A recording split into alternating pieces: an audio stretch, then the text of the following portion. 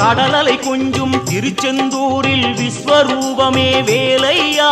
பழமுதி சோலை அறுபடை வீடும் புண்ணிய தரிசனம் முருகையா திருநீர் அணிந்து வரும் போது நெஞ்சில் நிம்மதி பிறக்குது கந்தையா சுகனே சிவனார் மகனே உன்னை பாட பாட சுகமாகுதையா வேல் முருகா அரோகரா அரோகரா வேல் முருகா